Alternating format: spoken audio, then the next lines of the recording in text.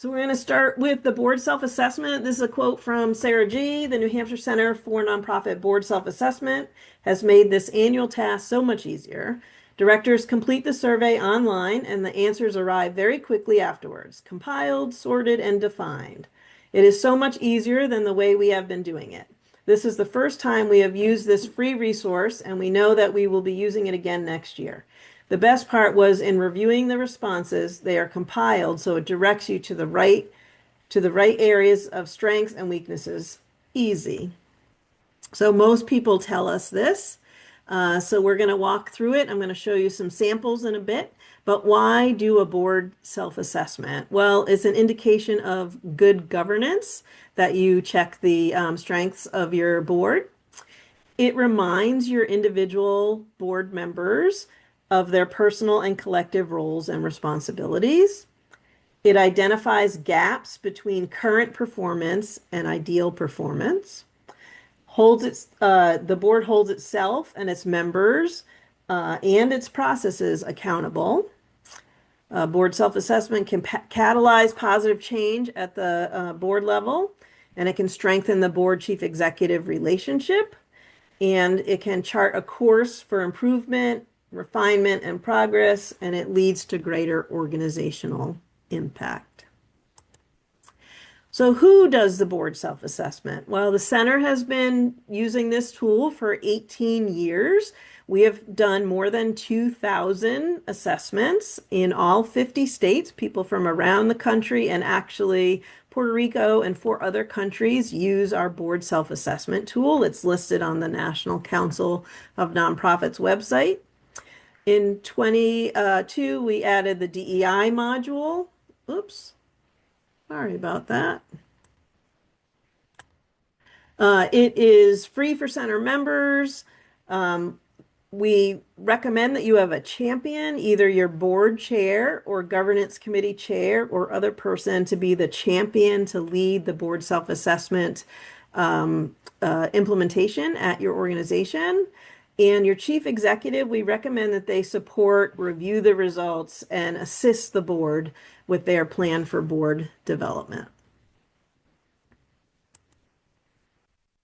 So when should you do the board self-assessment?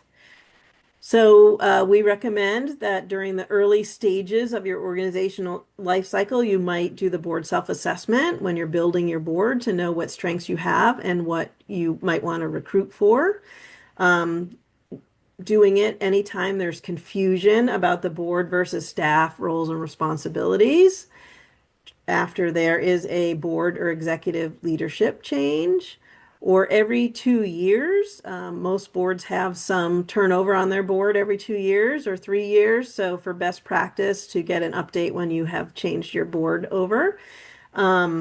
And we hope that you use the results every year to engage your board in development and use it for recruitment to fill the gaps on your board. So what is the board self-assessment? Well, it's free, and there are 13 sections listed here, and you're going to get to see them in a little bit. There are 6 questions in each section for a total of 78 questions, and we expect that it takes you about 20 minutes to complete.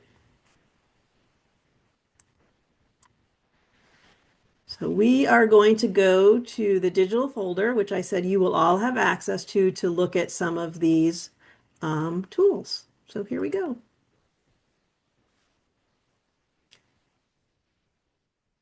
So this is where you're going to end up in the digital folder, and we are going to look at the guide. So there's this very detailed, comprehensive guide, 8 pages, that talks to you about where the assessment came from. It was done by an expert consultant.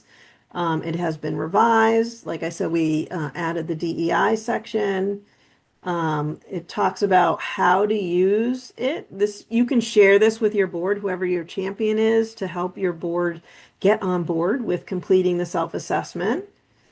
It talks about how you complete it online and what the report will give you. So this really lays out all about the board self-assessment. here. And here's what you'll get in the sample results. And it happens really quickly, like within a few weeks, a couple weeks for your board members to complete it, and then we process it and send you the report. So, as you can see, section 1 is board and staff roles. Each of the 6 questions is listed. Each of the 6 questions is listed, and the actual count for the responses, this was a large board, had 41 people, I think. How many strongly agreed with the statement, agreed, disagreed, strongly disagreed, don't know, and not applicable. So you get the raw data in the beginning. So each of the 13 sections, and there's 6 questions, and their raw data is the beginning of the report.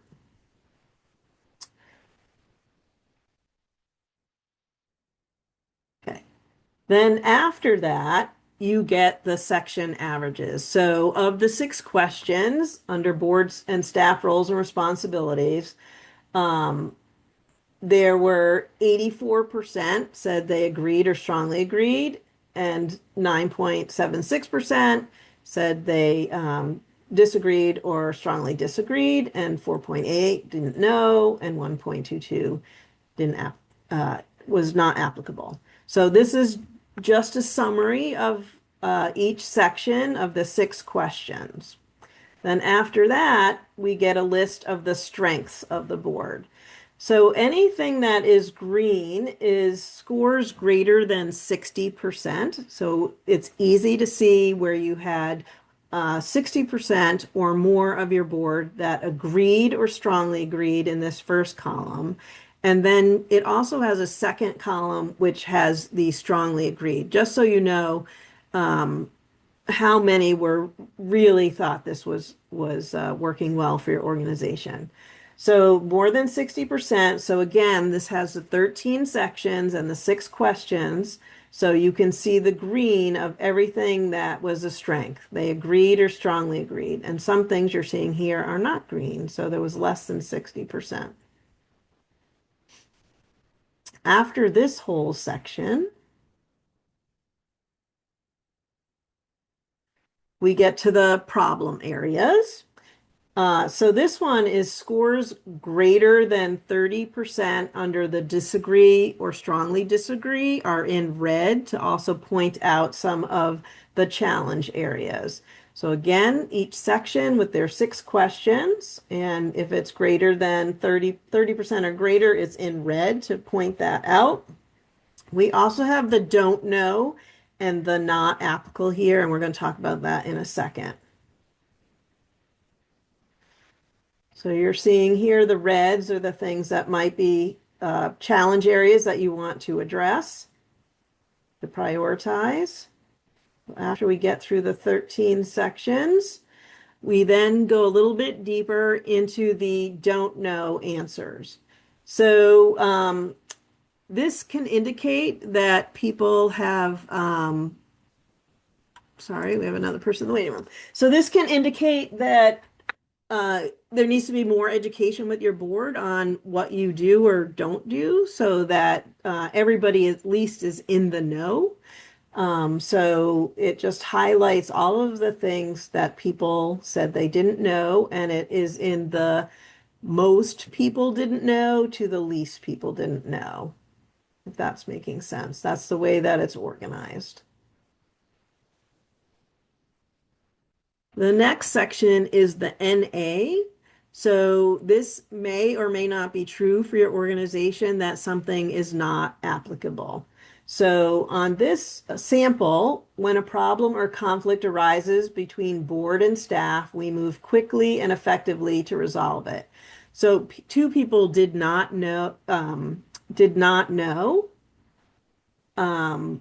the next one, board members do not interact with staff directly to influence staff behavior or program management without first coordinating with and getting agreement. So that one person did not know. And then there'll be additional comments if there are any. So that is basically the report, gives you a lot of data. I'm just going to go back, trying to go back. There we go. there are lots of other resources in here, and I am going to pause this to see if there are questions, and then we're going to show you how to get started. So Carrie is the person who administers this. She will work with your self-assessment champion in order to help them promote it. And she gets the email addresses. I'm going to show you how to get started in a second. But what questions do you have? So Carol, were you, no? This is a quiet group. Carrie, I don't know if there's anything in the chat. I don't have the chat No, open. no. Okay, we are going to go to get started. So Oh, on wait. our website, you will see the board self-assessment tool under resources. Then you'll go to the get started.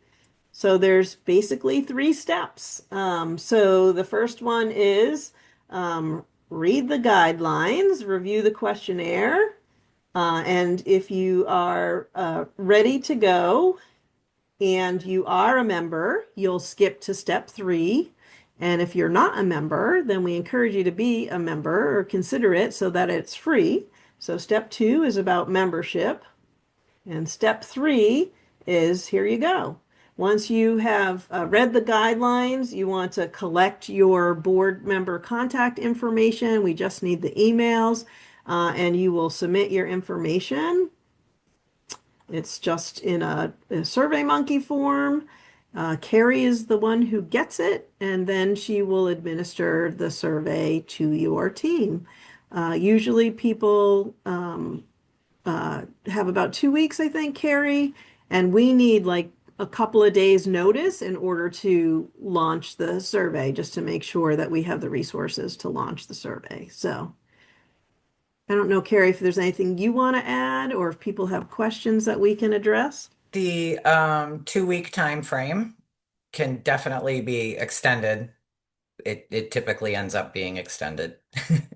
And I have results usually the day after I actually close. The day after we say we're going to close, giving everyone time overnight, last minute to get that done. And it cannot be customized. That's what the not applicable is for there. And just trying to think of all my frequently asked questions. I think that's about it. Right. So if you do not have any staff, then a lot of the ones that ask about the staff relationship with the board, people will put NA, which totally makes sense, and we expect that. It's Right. not a bad thing Right. because it doesn't apply. But if you're not expecting it and there's a ton of NAs, then that is something you need to address because it Right. very is applicable, So Right. that's, yeah. You are so quiet. We will, oh, how long does it take for someone to fill out the entire self-assessment tool? Usually 20 minutes. And someone had asked who can get the results for the results that I send out. I would send them to whomever is my point of contact, whoever is the champion. That is who I would send it to, and they get shared as they will from there. But and it's very anonymous. It's only email addresses, and they're not revealed in the results. Um, that's it.